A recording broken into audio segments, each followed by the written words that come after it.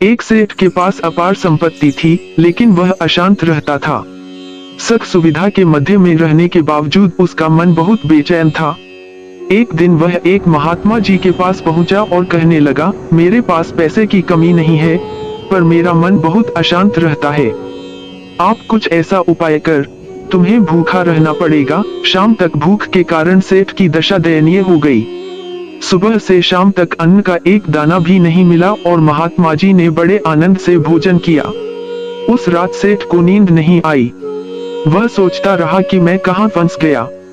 महात्मा जी से कुछ मिलना मिलाना नहीं है, कल वापस चला जाऊंगा। प्रातः सेठ महात्मा जी के पास आकर बोला, मैं यहाँ बड़ी आशा लेकर आया था, लेकिन मुझे कुछ नहीं मिला।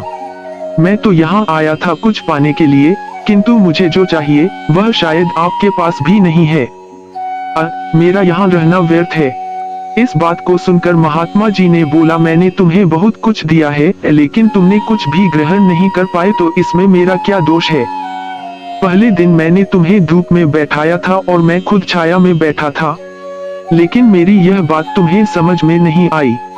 फिर दूसरे दिन मैंने तुमको भूखा रखा था और स्वयं खूब भोजन किया। इस बात से मैंने तुम्हें यह समझाने का प्रयास किया कि मेरे भोजन कर लेने से तुम्हारा पेट नहीं भर सकता। याद रखना कि मेरे कुछ कहने से या मेरी साधना से तुम्हें सिद्धि नहीं मिल सकती। जैसे तुमने गए और अपनी दिनचर्या में व्यस्त हो गए। सूर्य की तपती किरणों से सेठ का बुरा हाल हो रहा था। सेठ को महात्मा से ऐसे व्यवहार की आशा न थी। उसे क्रोध आ रहा था, किंतु वह कुछ पाने की अभिलाषा में मौन रहा। तीसरे दिन सेठ को महात्मा जी ने आदेश दिया, आज सारा दिन।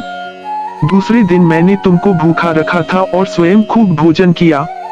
इस बात से मैंने तुम्हें यह समझाने का प्रयास किया कि मेरे भोजन कर लेने से तुम्हारा पेट नहीं भर सकता। याद रखना कि मेरे कुछ कहने से या मेरी साधना से तुम्हें सिद्धि नहीं मिल सकती। जैसे तुमने अपने ही पुरुषार्थ से धन कमाया है, तो शांति भी तुम्हें अपने ही पुरुषार्थ और साधना से मिलेगी।